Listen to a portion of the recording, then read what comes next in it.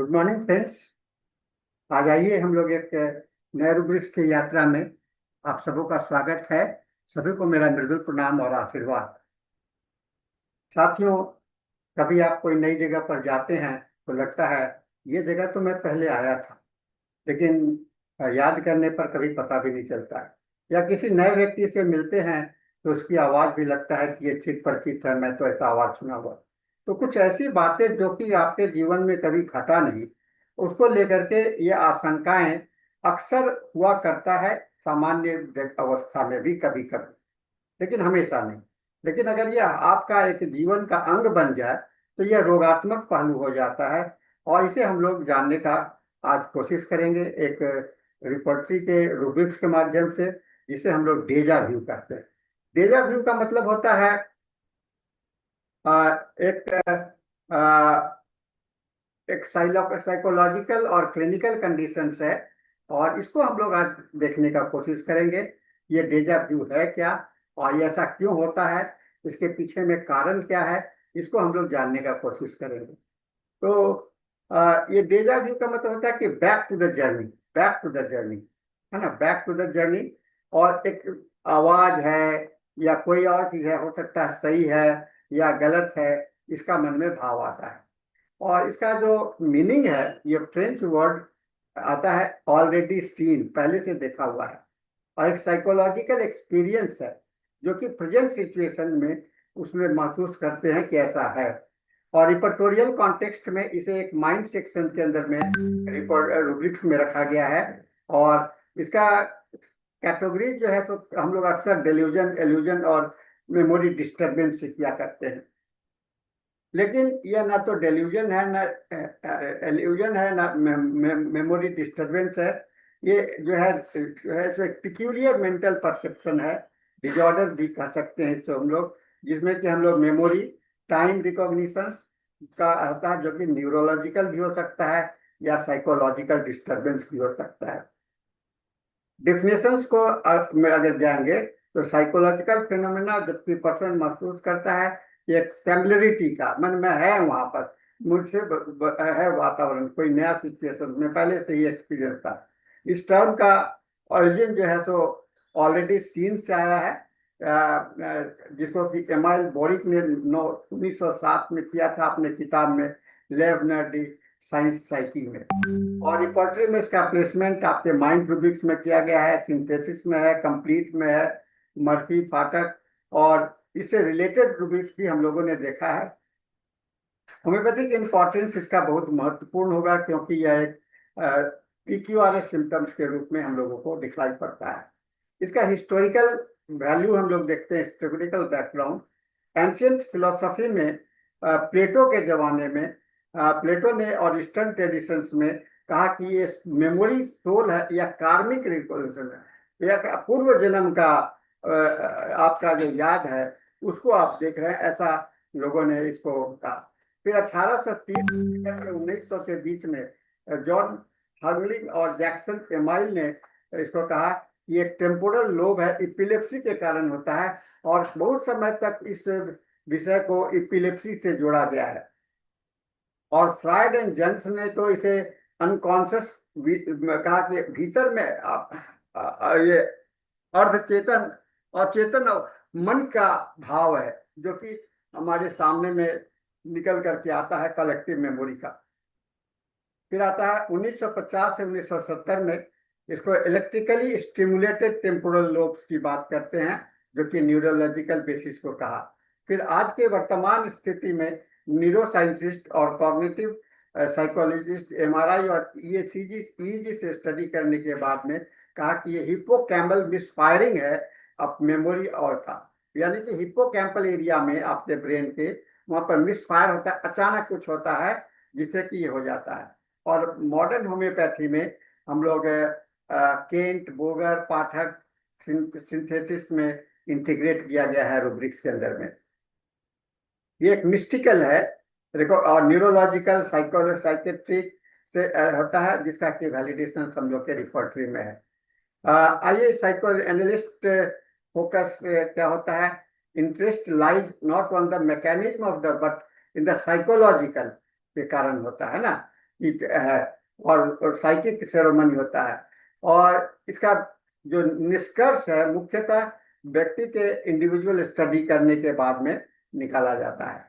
फिर फ्राइड का एक्सपीरियंस रहा है, ये डी रियलाइजेशन ड्यूरिंग ट्रिप, है ना, कहा डिस्टिंक्शन है, डी रियलाइजेशन है, यानी कि अपने को डीपर्सनलाइजेशन है, अपने को किसी फॉरेन जगह में देखने से। और डेजा व्यू ने इसे इंटीग्रेट किया था अपने ईगो के साथ में, फ्रायड ने इसको इंटीग्रेट किया था आपको डी रियलाइजेशन के साथ में, और डी रियलाइजेशन डिफेंस मैकेनिज्म के रूप में अपने को साबित करना, अपने को प्रूफ, गलत प्रूफ करना, यानी कि अपने को रियलाइज नहीं करना, इसको करने के लिए ये किया गया था। साइको एनालिटिक लोगों का कहना है, बर्गलर ने इसे कहा कि ये कभी आपको इम्पल्स को अवॉइड करने के लिए किया जाता है। किसी ने रिप्रेशन रीअश्योरेंस की बात की, अपने आप को संतोष, अपने आप को संतोष देने के लिए कि मैं सभी कुछ जानता हूँ। फिर डेजा व्यू को रिप्रेस्ड मेमोरी, छिपे हुए यादाश्त को के विषय में कहते हैं, और कहते हैं कि आपके मन की इच्छा जो है, भीतर की इच्छा है, उसके विषय में सेकेंड चांस में रुक देते हैं। जंग ने कहा आपको प्री कॉग्निटिव ड्रीम्स है ना, जिसका कि वो इंसिडेंस माना जाता है, और इसे करते हैं, और इसको देखा गया है। इसका साइकोलॉजिकल इंटरप्रिटेशन क्या है, कॉग्निटिव पर्सपेक्टिव का, सेंसरी इनपुट बाईपास कर जाता है, मतलब एक सेंस दूसरे सेंस को ओवरलैप करके चला जाता है, तो रैपिड सक्सेशन के कारण होता है, और हिप्पोकैम्पल और टेम्पोरल लोब के एक्टिविटीज एक्सपीरियंस होता है। और साइकोएनालिटिक थ्योरी कहता है ये सप्रेस्ड इमोशंस है और अनकॉन्शियस डिजायर का करता है, और इसे कहते हैं यूनिवर्सल मेमोरी का, सिंबलाइजिंग यूनिवर्सल, यानी कि विश्व का, ब्रह्मांड का जितना मेमोरी है वह भी आपके अंदर में है, और वह मेमोरी कभी कभी आपके सामने में निकल करके आता है। और फिर स्पिरिचुअल और मिस्टिकल व्यू में फिलोसफर्स इसे मानते हैं कि ये आपका कर्म का भाग्य है या इंट्यूशन है, ऐसा इसको प्रोफेटिक इंस्टीट्यूशन मानते हैं। अब इसके टाइप्स भी बहुत होते हैं। डेजा व्यू का मतलब होता है डेजा डेजा वेगू, वेगू मतलब ऑलरेडी लीव, मैं पहले वहां रह चुका हूँ। डेजा सेंटी, मैंने पहले महसूस किया है। डेजा विजिटे, ऑलरेडी विजिटेड, मैंने वहां पर देख चुका हूँ। डेजा एंट्रियो, ऑलरेडी है, मैं ऐसा पहले पहले सुन चुका हूँ। डेजा रेवे, ऑलरेडी ड्रीम, मैंने सपना ऐसा पहले देखा था। फिर डेजा विजिटे, जमैस व्यू, कॉन्ट्रास्ट, जस्ट उल्टा होता है।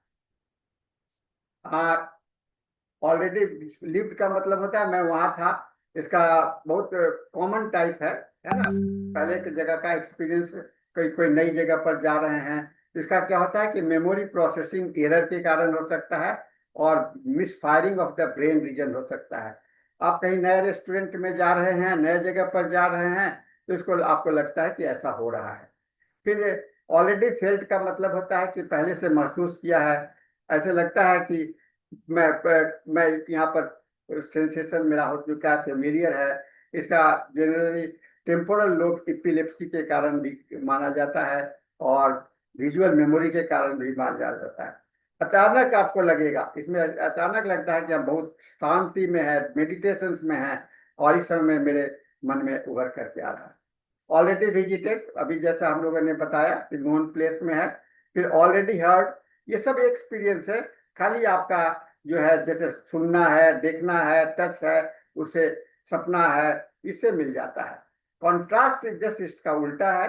डेजा व्यू का कॉन्ट्रास्ट है जमायस व्यू। जमायस व्यू को कहते हैं कि जब समथिंग फेमिलियर नहीं, उसका ऑपोजिट होता है डेजा व्यू। जैसे writing word like door repeatedly until it looks odd, meaningless। अगर आप डोर लिख रहे हैं तो बार बार आपको लगता है ये तो गलत है। फिर helps in understanding डेजा memory process.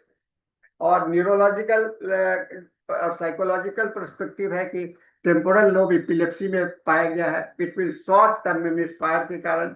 कभी कभी तनाव में भी ऐसा हो जाता है हेल्दी पर्सन में।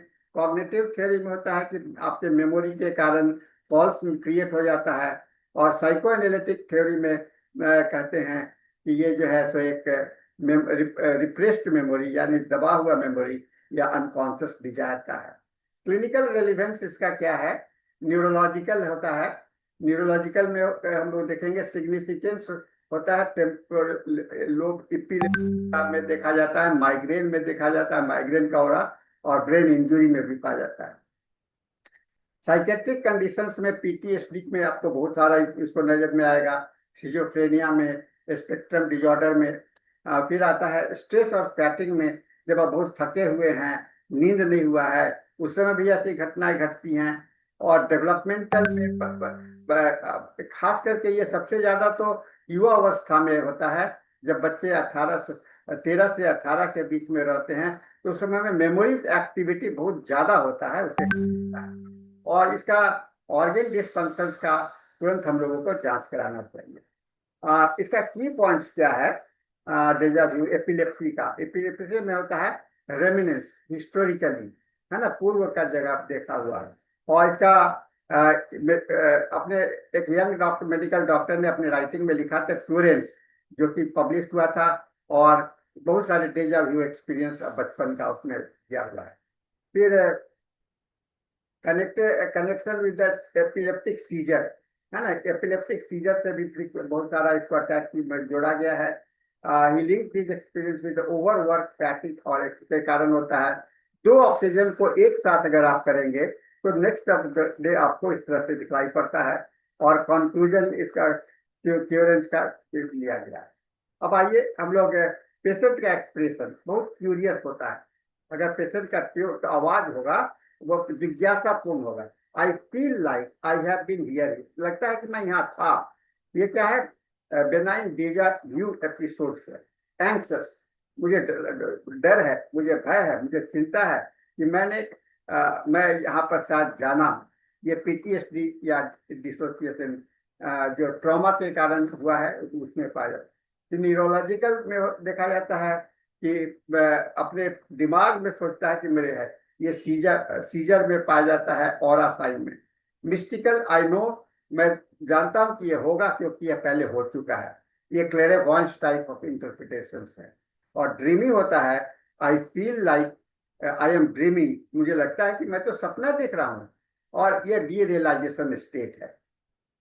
कुछ रूब्रिक्स है, इसका क्रॉस रेफरेंस करते हैं, जैसे कि डेल्यूजन, डेल्यूजन को हम लोग कहते हैं फैमिलियर थिंग्स स्ट्रेंज पिक्यूलियर दिखाई पड़ रहा है। और ये closely related to deja vu है, और लेकिन इसमें एक्सप्लोरेशन रिकॉग्निशन एरर होता है। और एल्यूजन मैंने illusion of time and place, ये डेजा व्यू जो है तो टाइम का ही होता है। डेजा व्यू बेसिकली टाइम का होता है। मेमोरी वीकनेस, ये इसमें खास करके डेजा व्यू में मेमोरी मिसफायरिंग के कारण होता है। और क्लेरवॉयंस तो बहुत स्पष्ट है, ये आगे की बात को सोचता है, जबकि डेजा व्यू जो है तो पहले की, पूर्व की बात करता है। फिर डेजा एन टू डू, ये आपका रूब्रिक्स भी मिलेगा। ये ऑडिटरी मैंने किसी ऑलरेडी सुनने का है, जिसका चर्चा मैं अभी इसके पहले भी कर चुका हूँ। माइंड ड्रीम लाइक स्टेट, लगता है कि मैं सपने में हूँ, ये सपने का जैसा ये अनरियल फीलिंग होता है। एंजाइटी सडन, है ना, इसमें भी आपको डेजा व्यू से अचानक कुछ हो गया। और माइंड डिसोसिएशन, यहाँ भी आपको ये जो है सो आपको लगता है कि मेरा शरीर और मन जो है सो अलग अलग हो गया। तो कंपैरेटिव स्टडी करें डेजा व्यू का डेल्यूजन के साथ में, एल्यूजन के साथ में, और मेमोरी वीकनेस के साथ में। ये डेजा व्यू है तो फॉल्स फैमिलियरिटी है, लगता है कि मेरे को परिचित परिचित है। लेकिन डेल्यूजन अविश्वास है, या अंधविश्वास है, या इसको कहते हैं कि काल्पनिक विश्वास है। और एल्यूजन होता है मिसजज, टाइम का समय का मिसजजमेंट होता है। और मेमोरी वीकनेस में इवेंट्स को इंटायरली भूल जाता है। कॉग्निशन, ये डेजा व्यू नॉर्मल है बट मिसफायर होता है। और डेल्यूजन एक इम्पेयर्ड और साइकोटिक के कारण हो सकता है। एल्यूजन न्यूरोलॉजिकल या साइकेट्रिक कॉजेस से हो सकता है। और डिक्लाइन और मेमोरी जो है तो कुछ ट्रॉमा के कारण भी हो सकता है। फिर इसका ड्यूरेशन जो होता है डेजा व्यू का, कुछ मिनट और सेकंड होता है। डेल्यूजन बहुत समय तक रहता है। एल्यूजन एपिसोडिक होता है, और मेमोरी ऑनगोइंग होता है। क्लिनिकल सिग्निफिकेंस ये डेजा व्यू कभी कभी ट्रॉमा को और इपिलेप्सी को भी इंडिकेट करता है। और ये डेल्यूजन जो है साइकोसिस और पैरानोमिक में देखा जा सकता है। एल्यूजन स्ट्रॉन्ग डायग्नोस्टिक क्लू है, और डिमेंशिया हेड इंजरी में मेमोरी देखा जाता है। और होम्योपैथिक वैल्यू, डेजा भी बहुत रेयर स्ट्राइकिंग गाइडिंग सिम्टम्स है। डेल्यूजन जो है तो कॉमन साइकोसिस है और सपोर्टिव रूब्रिक्स के रूप में ले सकते हैं। और एल्यूजन को पिक्यूलियर और हाई वैल्यू में ले सकते हैं। और वीक मेमोरी को हम लोग सब्जेक्ट में ले सकते हैं, इसको की नोट्स में हम लोग नहीं ले सकते हैं। और अ, अ, ये जो है तो डेजा व्यू का जो पिक्चर रहता है, इंडिविजुअलाइज और इमोशनल सेंस ऑफ रेकरेंट होगा एसेंस इसका। और वाइटल फोर्स के डिस्टरबेंस को, कॉन्शियसनेस मेमोरी लेवल को पर ज्यादा होता है। इसका रेमेडी का थीम क्या होगा? ड्रीमी होगा, ट्रांस लाइक होगा, मिस्टिकल होगा, और अल्टर्ड टाइम परसेप्शन होगा। और मेडिसिन जो है तो टेम्पोरल लोब और हिप्पोकैम्पस और नर्वस सिस्टम को इफेक्टिव होगा। कुछ दवाइयां का जिक्र मैं करना चाहूंगा। Cannabis indica strong time distortion, है ना। Dreams like episodes, deja vu, living in dream. Anacardium dual identity, दो कार्य से बोध होता है। Confusion of memory, I have seen this before. Lachesis clairvoyance होता है, हाइटेंड इंट्यूशंस, डेजा व्यू के स्पिरिचुअल टोन के साथ में। स्ट्रेमोनियम हेलुसिनेशन विविड इल्यूजन के साथ में होता है। ऑरम मेटालिकम ये डीप मेलानकॉलिक होता है और sensation of severe memory confusion होता है। अल्जाइमर्स जो है एल्यूजन है, मिस्टेकन फैमिलियरिटी स्ट्रेंजर्स और सराउंडिंग्स के साथ में। ओपियम एक ट्रांस है, नशे के जैसा अवस्था होता है। और थूजा जो होता है तो डिसोसिएटेड होता है ऑलरेडी सीन्स के। प्रैक्टिकल एप्लीकेशंस केस टेकिंग में हम लोगों को इमोशनल टोन को एसेस करना चाहिए, फियरफुल है कि नहीं, मिस्टिकल है कि नहीं, न्यूट्रल डेजा और व्यू है। फिर एसेस फ्रीक्वेंसी और इंटेंसिटी, बार कितना बार आता है, बार बार आता है या कभी आता है। इसको ड्रीम्स और ट्रॉमा से कनेक्ट करना चाहिए केस टेकिंग करने समय में। और फिर इसको ट्रॉमेटिक मेमोरी और ड्रीम से जानने का कोशिश करना चाहिए। फिजिकल कोरिलेशंस को भी देखना चाहिए, जैसे इपिलेप्सी, माइग्रेन, डीरियलाइजेशंस, सिग्निफिकेंस और मैच रेमेडी पिक्चर को करना चाहिए, है ना। तो साइंस मीट्स होम्योपैथी, है ना। अब यहाँ हम लोग ये कर सकते हैं कि मोरो आज का न्यूरो साइंस है जो कि नहीं मानता है, लेकिन ये हिप्पोकैम्पल मिस फायरिंग को वहां पर साइंस कहता है कि न्यूरोलॉजिकल, साइकेट्रिक एंड कॉग्निटिव है। होम्योपैथी कहता है deep mind disturbance guiding remedy choice है। और स्पिरिचुअलिटी कहता है कि mystical lens that resonates with the sensitive of the patient. आइए इसमें रीजन फॉर कंसर्न, क्या गंभीर बात क्या है। हैविंग सीजर लास्टिंग लॉन्ग, अगर 5 मिनट से ज्यादा तक होता है तो ये बड़ा खतरनाक है। Having trouble gaining control of, तुरंत अपने आप को सीजर के बाद में नहीं आता है तो कंसर्न है। रिमेनिंग अनकॉन्शियस, सीजर के बाद भी अनकॉन्शियस रहना तो ये कंसर्न का रीजन होगा। Having second seizure after the first, तुरंत एक के बाद तुरंत होता जा रहा है तो ये भी है।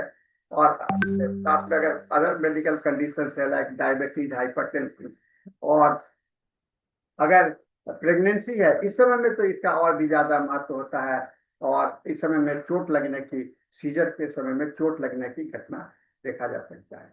इसके रिलेटेड टर्म्स के मैंने जिक्र कर चुका हूँ। जमायस व्यू, डेजा माने नेवर सीन, वो फिर से दिखलाई पड़ रहा है। डेजा वेकू, वहीं पर मैं रह चुका हूँ। पर्सक्यू, इसको कहते हैं ऑलमोस्ट सीन, है ना। डेजा रेवे, इसका मतलब कहते हैं ऑलरेडी ड्रीम्ड। डेजा एंट्यूडी, इसको कहते हैं ऑलरेडी हर्ड, है ना। तो अपोजिट ऑफ द डेजा को कहते हैं, opposite of the deja jamais vu, jamais vu. It is, जब आप किसी से आदमी से मिलते हैं तो बार बार लगता है कि एवरी टाइम ये स्ट्रेंजर है, बार उसके बाद भी लगता है कि स्ट्रेंजर है, मैं पहले मुझसे नहीं मिला हूँ। तो निष्कर्ष यही लगता है, बहुत ही मेंटल फेनोमेना का है, जो हम लोग को मेमोरी, परसेप्शंस और कॉन्शियसनेस को जोड़ता है। और हिस्टोरिकल फिनोमेना के साथ में हम लोग का ये मीनिंग आता है। और इसका डायग्नोस्टिक क्लू के रूप में हम लोग temporal lobe epilepsy, PTSD, dissociation and anxiety में कर सकते हैं।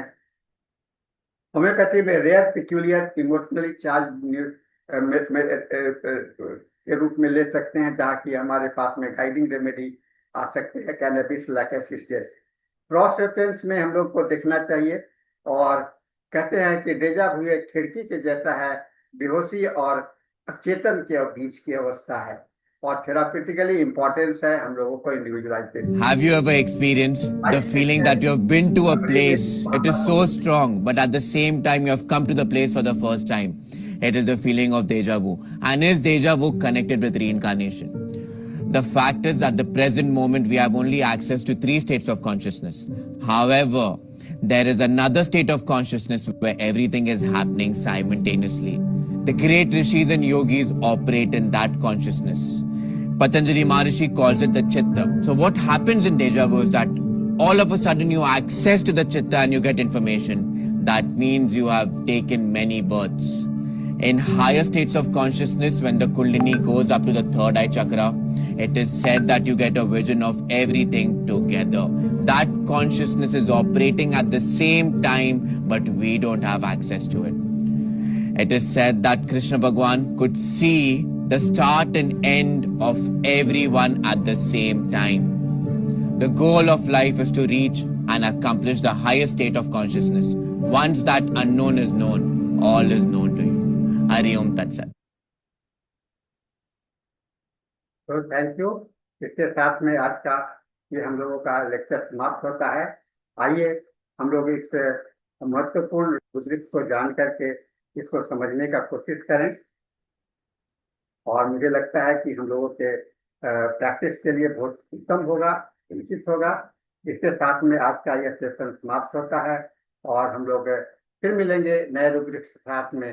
थोड़ा सा इस पर चिंतन कीजिए, मनन कीजिए, अध्ययन करते रहिए और डेजा व्यू से को समझने का कोशिश कीजिए, क्योंकि ये डेजा व्यू आपके आम जीवन में भी कभी कभी महसूस होता है और इसको देख करके आप बहुत अच्छा से अपने को देख सकते हैं। तो इसके साथ में मैं आज का सेशन को समाप्त करता हूँ। सभी को मेरा मृदुल प्रणाम और आशीर्वाद। Thank you very much.